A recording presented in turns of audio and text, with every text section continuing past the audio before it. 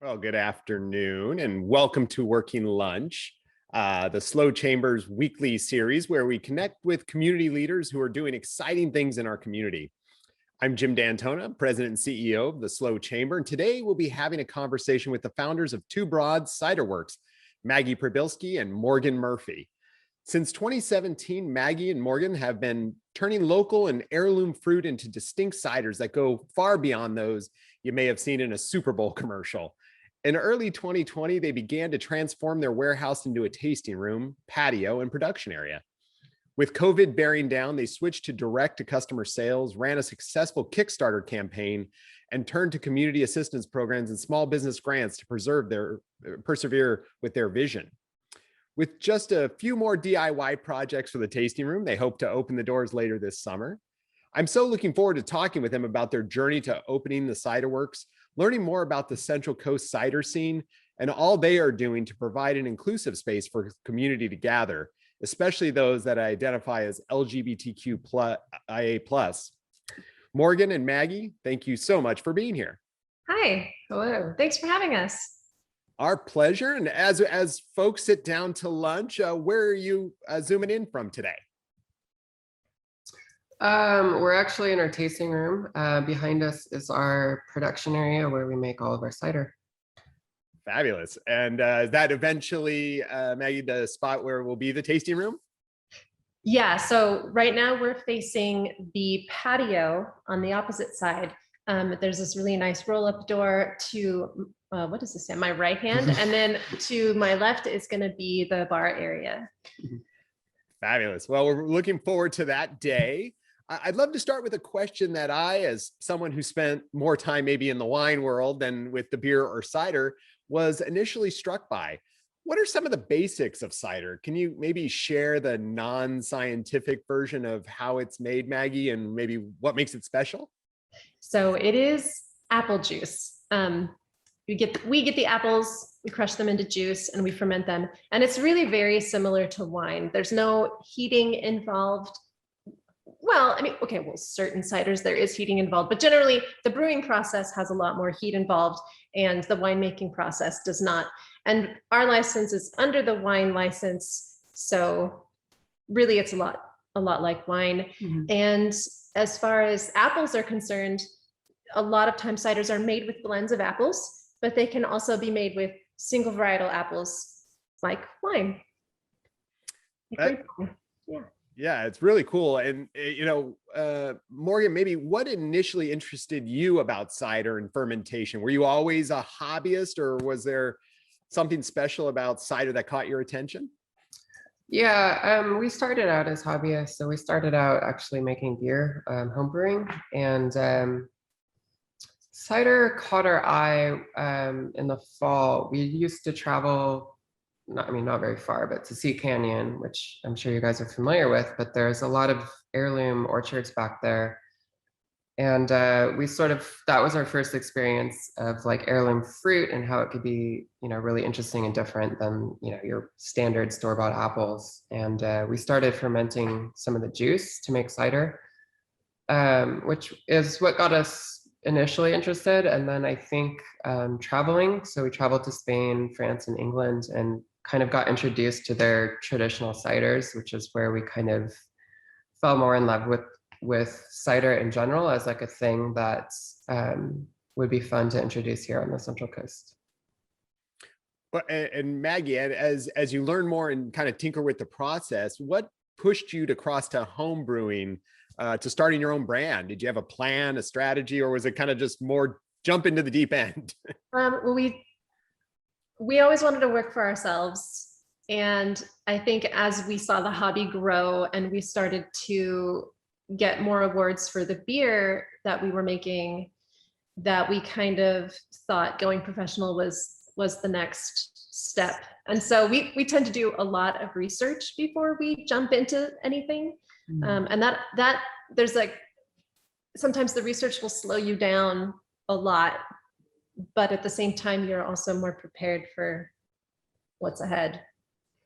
Yeah, I think, and we did a lot of research and probably started approaching analysis paralysis, and we decided to finally start the business. We were like, okay, there's just things we don't know, and we just got to try because we'll regret it if we don't.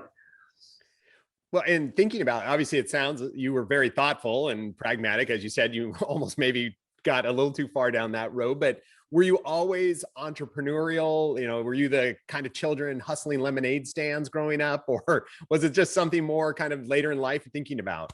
Morgan? Yeah, I mean, I certainly was. I definitely had a lemonade stand. I tried to do kind of some tech consulting when I was younger, and I've always sort of valued autonomy and freedom. So I think I always have had a little bit of an entrepreneurial flair. So How about you, Maggie? Are you, or is that kind of like, sounded like a great idea, let's just go for it? I used to make friendship bracelets. I used to macrame I just remember this, in junior high school. So I used to sell friendship bracelets. You had a jewelry business for a while. Yeah, and you helped me build a website for my jewelry business. Well, yeah, it definitely sounds like you guys are of the type of not to be like, I'm just going to go find a job. Right? It sounds like you're challenging yourselves and doing some fun, interesting things. And Maggie, when we talked last week, you shared that there are some parallels actually between the beer and the cider worlds. For someone who has maybe only had a big brand cider, how would you describe the difference between that and maybe your ciders? I would say that cider is a much more inconsistent thing than people expect. When you get in fact, throughout the beverage world, when you get into a large business, like a large, let's take, what's the Budweiser? Let's take Budweiser and Angry Orchard and like big brand of whiskey. They're very consistent. They're making making a lot of product. So they can spend a little bit less money because they've had that upfront cost taken care of. And so they spend a little less because they can get it in bulk. But as we have scaled, we are at a scale where we can't really do that. So we can't buy in bulk. And we do have to be pretty opportunistic about where we're getting our apples. And the crop does change every year, just like with wine. So when people come into our cider works expecting to see the same cider all the time, well, they're just not. But that's great for us because it keeps everything interesting. You'll find something different and new and exciting, and you'll learn more about it that way too. Yeah, it definitely sounds, again, as someone who has done, again, more on the wine side, it is to me interesting to find the differences from year to year, from group to group. So I love that idea that your build, your kind of fermenting process, I may add some new pieces to it as opposed to kind of the big wash. That's amazing. Morgan, it actually sounds to me like maybe you're in the sweet spot to produce some really interesting ciders and show a large range. Maybe can you share a little bit about how you approach kind of, as you were talking about, maybe selecting and sourcing apples that form the base of your ciders? Yeah, I think firstly, we try and stay local. So we're looking at local orchards around us in the county, maybe down in Ojai, that kind of area, but we try to keep it local. But apples, it's a lot like if you think about wine grapes. So you have your red grapes, your white grapes, and then you have your table grapes. And so you wouldn't make a wine necessarily out of table grapes, but you might select a grape that has a lot of tannin or a lot of acid. And apples are very similar. So there's specific varieties of apples that you can't get in the store, but make a very good cider. So we're looking for those kind of apples that have, we're trying to balance like acidity and sugar for what ultimately becomes the alcohol, and then like that tannin quality that you might get in a red wine. Most of our cider kind of drinks more like a white wine. but we do have some that have a lot more tannin and structure, and they're kind of these big, you know, robust ciders that are challenging. Like, I don't want to say challenging to drink, but they definitely break your preconceptions about what cider should taste like. That's fun. Yeah, that sounds very fun. It sounds incredibly interesting as someone who wants to, again, as we're looking through the different types of people drinking, whether it's wine, beer, ciders, having that experience, I'm sure, is a great piece. And maybe, Maggie, talk us a little bit about what types of apples maybe grow best here on the Central Coast. You said a little bit about heirloom, I think, in Sea Canyon. Is our region known for that in particular, or anything in particular? Well, the history of Sea Canyon is actually really cool. There was a Civil War veteran who settled in the area and brought a whole bunch of apples. He planted the first orchards over there, and a lot of those trees survived and then were repropagated. And so, I mean, it kind of depends on the microclimate, but generally apples need this thing called chill hours. And that means when they go dormant, they like to have a certain amount of time where they are, it's below 40 degrees. Yeah. Yeah, I mean, chill hours are actually really interesting, especially for apples, because what is kind of described on the label of the apple, if an apple have a label, isn't always true. So historically, you wouldn't grow a certain variety of apple in Avila Beach, or Sea Canyon, because it's right next to the coast. It doesn't get that cold in the winter. And so that chilling kind of puts the tree into dormancy, and then it wakes up in the spring, and there's sort of this biological component where it's kind of triggered to wake up and go to sleep. But there is some interesting research going on in all places, Irvine, where they have no chilling hours, and they're planting a lot of these high chill varieties that should have no business being planted there, and they're actually being very successful. So I think apples could be a lot more successful here than maybe some people have preconceived notions about. Yeah, we just have to try them. Mhm. But in general, a lot of culinary and dessert fruit is grown in the area, and we absolutely want to support those farms. So we do buy that fruit, even though we get really, really stoked if there's some heirloom variety like Arkansas Black or Bellflower or Gravenstein. Mhm. Kingston Black, Arlington Mel. There's all kinds of really interesting apples that we're excited about. So.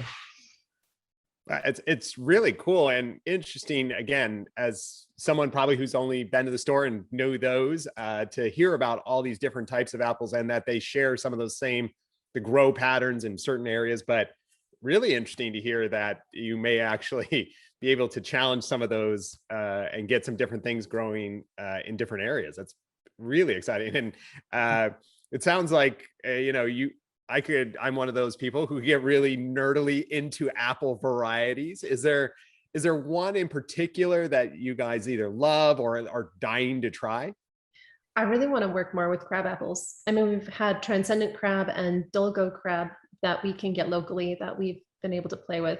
Mm-hmm. And while they don't make a very balanced cider, we still love it. It's very acidic and it's very tannic, but it's just got these full, big, beautiful flavors. And then I think the other ones that we want to start enjoying are red fleshed apples.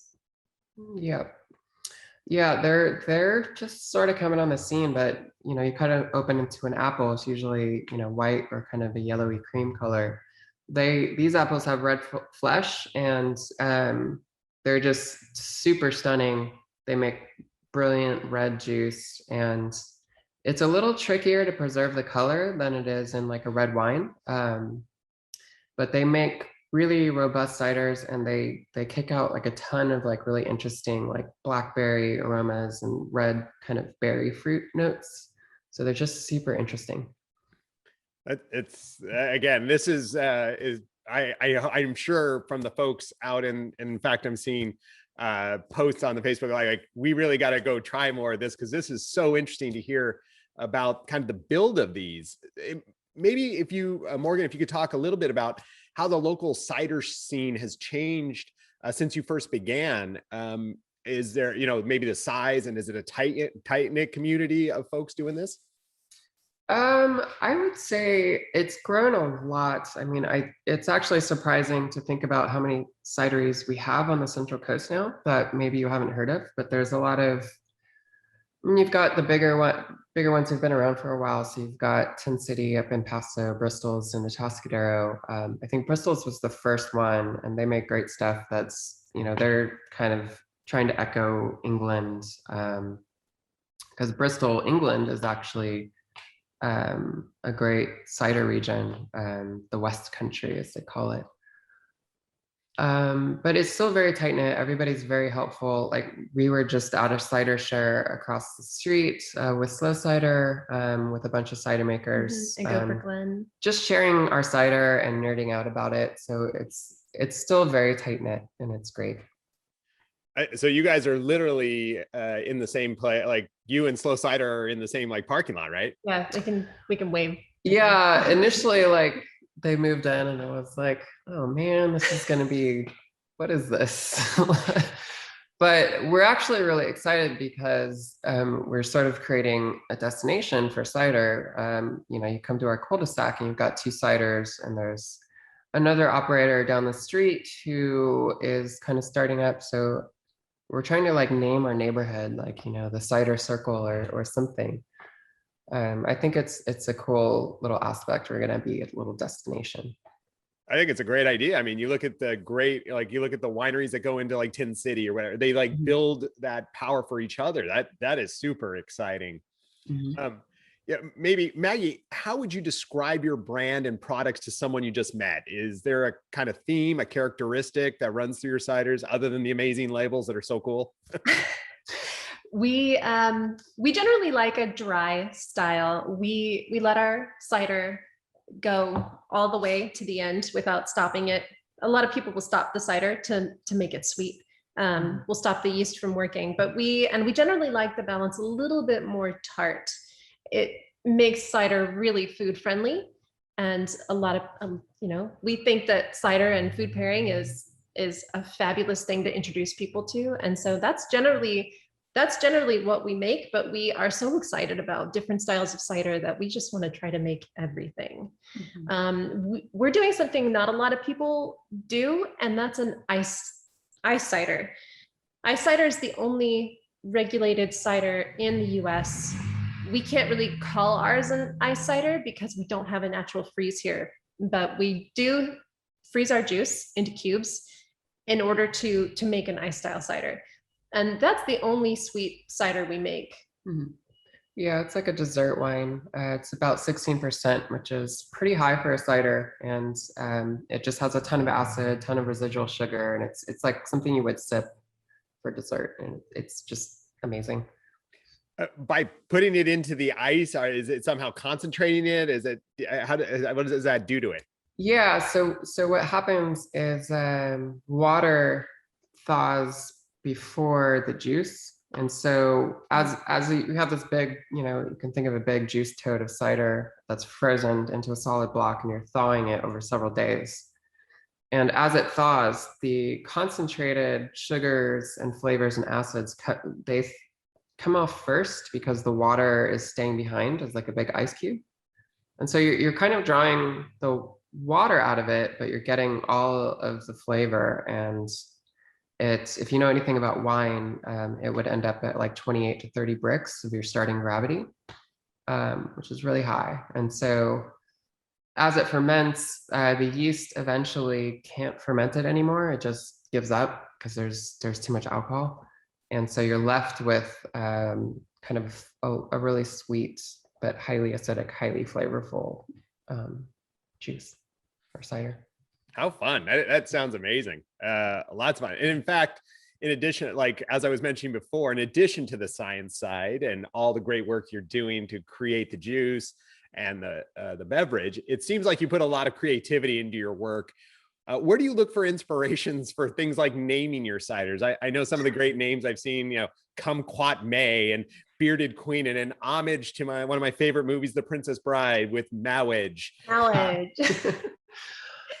Gosh, I don't. Yeah, we do a lot of pop culture references. Kumquat is actually a nod at Moulin Rouge, the love ballad at the end. Come what may. And then like musicals, like I Feel Pretty is from West Side Story.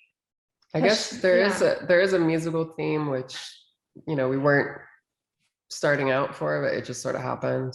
Musicals and movies. Bearded Queen was actually, so some friends of ours run drag shows here in town, and one of them is a bearded drag queen, and he likes IPAs, and that was a hot cider, so we kind of named it for him.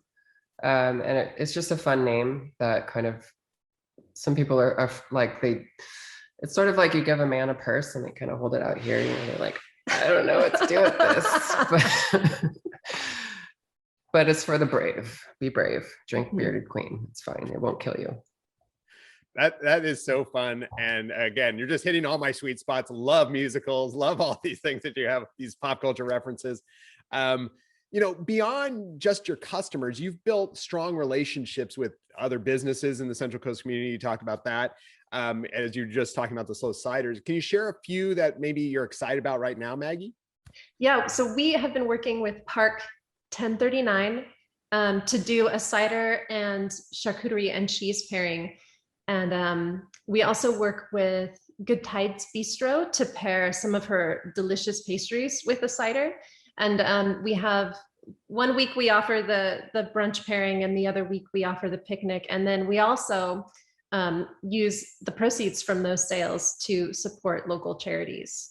Like we're supporting Race Matters Slow this month with the sales from those. So this weekend is actually the picnic weekend. So we have all the picnics over there in the fridge and all the ciders chilled, just waiting for people to come up and pick up their picnics. Yeah, I think some of that also came out of COVID. Like we can't do food here and our tasting room's not open. So we're kind of trying to find creative ways to kind of do a food and cider experience for people. So we kind of came up with this like picnic idea. Very exciting. And Park 1039 is doing some really cool stuff. So to have you guys partnering together, that's a really great opportunity. So if any of you have not tried those, that's a great way to maybe experience a little bit of the Two Broads and some of the Park 1039 there, which would be a lot of fun.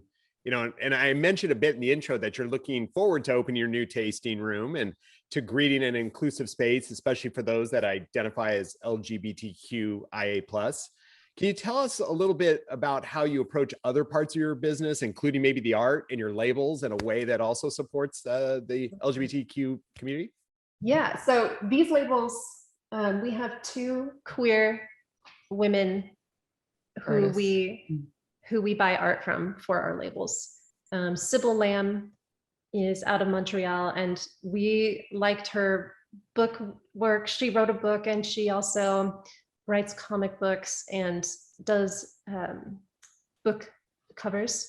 And then Dorian's a friend of ours, and she's up in Oakland, and she does some really, really fun art too. I don't know how well you can see these, but yeah.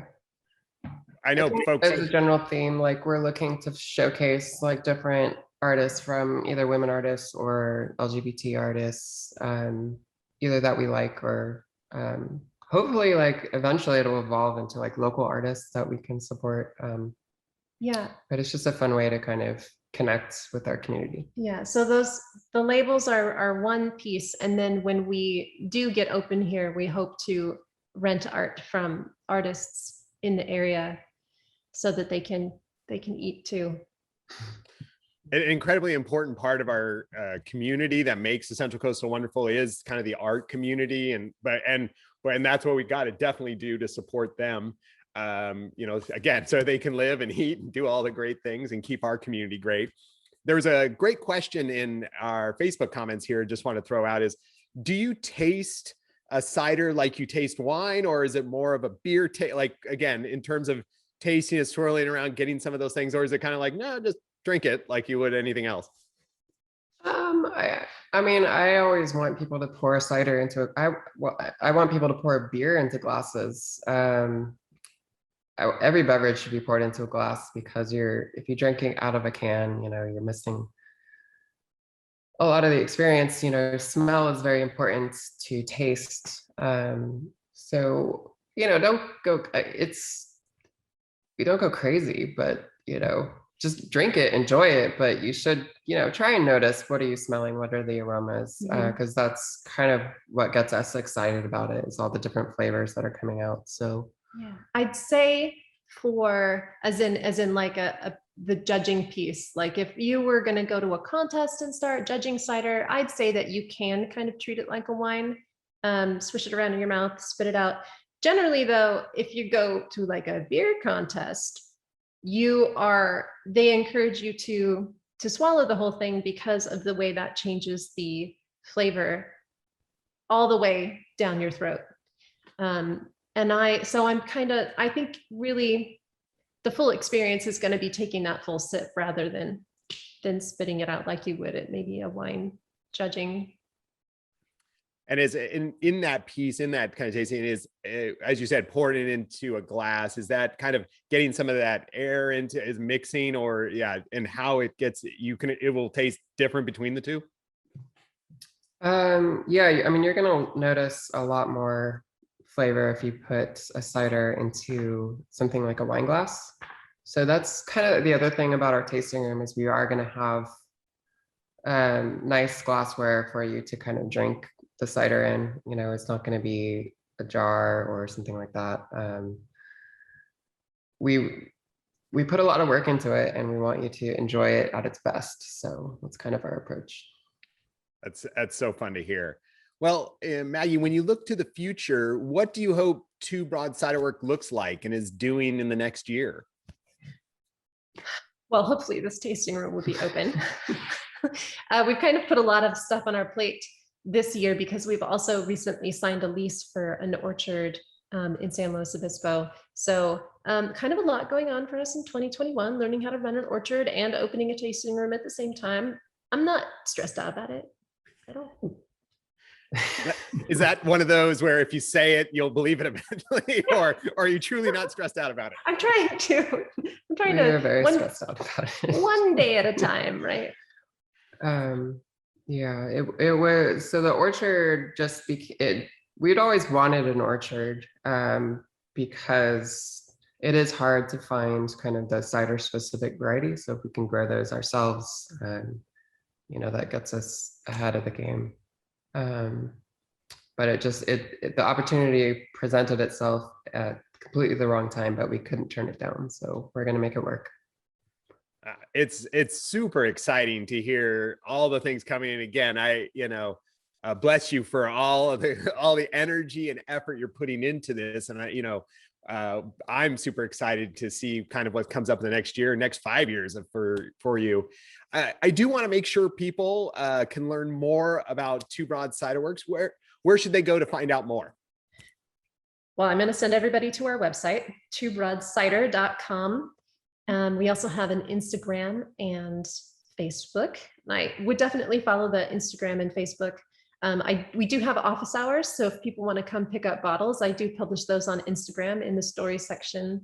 And we have a newsletter. If you email newsletter@twobroadscider, then I will put you on the list, and you will get to hear about fun, exciting things like new orchards and openings and new cider releases. Like actually today we just released our Ooh La La cider, which is an Alala berry and Fuji apple cider. Oh, wow. That sounds fun. Yeah. So we will definitely, to our listeners, we're posting it in the comments right now. You should be able to click below to join that. That sounds awesome. And Ooh La La sounds delicious. Sounds like an incredible marriage of fruit there. So we love to, we've already gone through our half hour here, and it's, obviously a lot more to discuss here and looking forward to more, but we end our program every week with a question of what are you looking forward to this weekend? So Maggie, you want to let us know what we're up to? I want to get some croissants and make coffee and take our new orchard truck to the orchard and sit in the orchard and have breakfast in the early morning when it is quiet and the birds are singing and everything is gorgeous. Will Morgan be joining you, or Morgan, Oh, are yes. you off to Oh, something yeah, I'll else? bring her too. Yeah, that's a lot better than mine. Mine is, I'm looking forward to finishing our fence so that we can get our patio license for tasting. Well, it's certainly exciting, and we're really excited for you both and looking forward to what this brings for our community and the Central Coast overall. So thank you so much for both of you joining us today. It's truly a pleasure, and so glad that you're moving your business forward and doing so well. So, Thank you so much for having us. Yeah, it's great talking to you. as always, if you have questions for our guests, feel free to add them into the Facebook comments below, and Maggie and Morgan will hop on and at some point here and try to answer them when they get a moment. Obviously, extremely busy, so they'll catch up with you. And we want to thank everyone for tuning in. Join us next week, as we're always here on Fridays at noon, to catch up on the latest happenings here on the Central Coast. Appreciate you all tuning in. Hope you have a wonderful weekend. Stay healthy and safe out there.